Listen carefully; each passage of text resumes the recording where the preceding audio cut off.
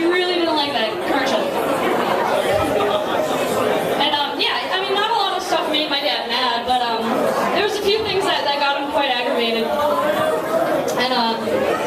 And sometimes, you know, he got sad. He had some sad moments. And we realized that one thing that made my dad furious was when things were delicious.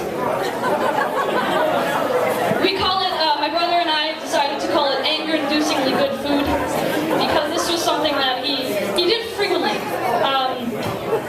One time I don't know why, but he always expected corn from a can to be disgusting. I don't know why. But yeah, so every time he would buy corn and eat it, he would just get really angry at how good it was. And I don't know how this started, and he did the same thing with gum. One time I was in the car with him, and I gave him a piece of gum, and he just gets this furrowed brow, and he's looking just into the distance like there's someone he wants to hurt. And I'm looking at him like, what? And he just goes, this gum is delicious! And I was like, Dad, relax. It's a good thing. And he did the same thing with you know, sometimes stupid things made him kind of sad.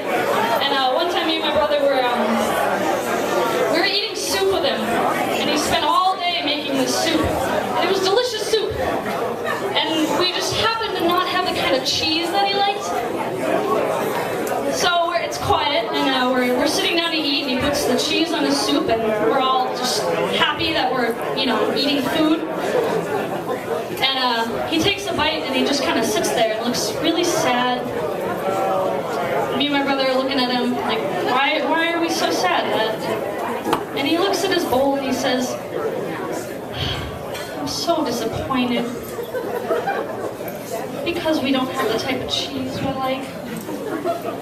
And the second the words left his mouth, he knew that those were the bad words to say, because me and my brother just latched onto that and just teased him relentlessly.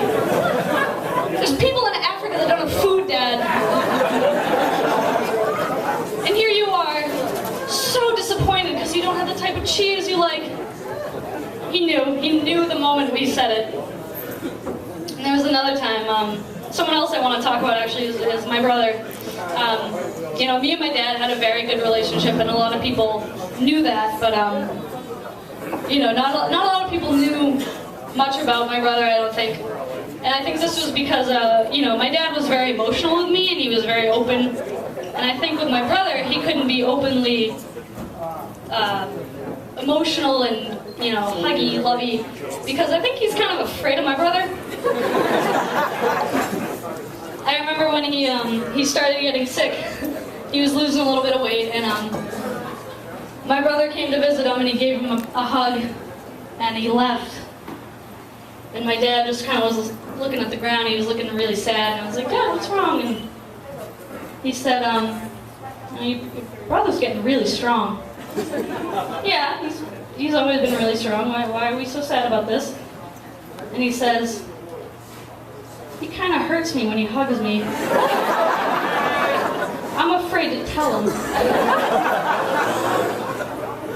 And I was like, all right, I guess that's a little embarrassing for you. So, I mean, most of you know that humor was really the way that my dad dealt with everything, and he really kept that right through the end.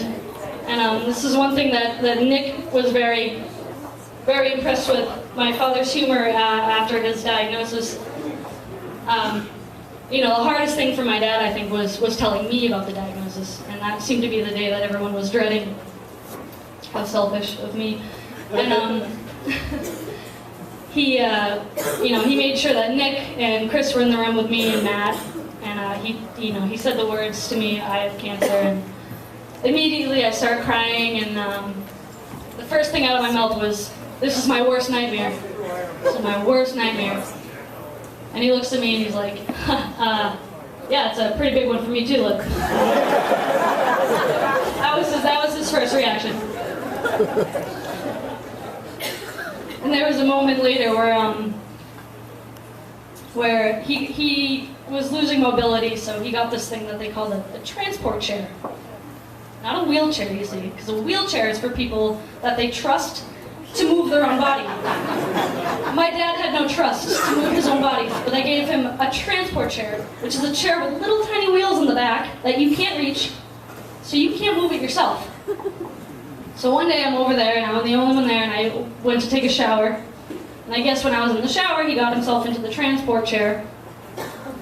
And I come out of the shower, and he's sitting about this close to the wall in his little chair, and just in the corner.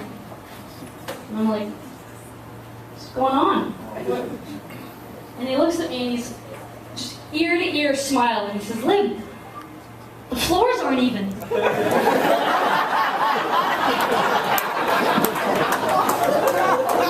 I'm stuck in the corner. I've been trying to get out for the past 5 minutes. And I was like, this is funny. This is a funny moment, I guess. Good for you.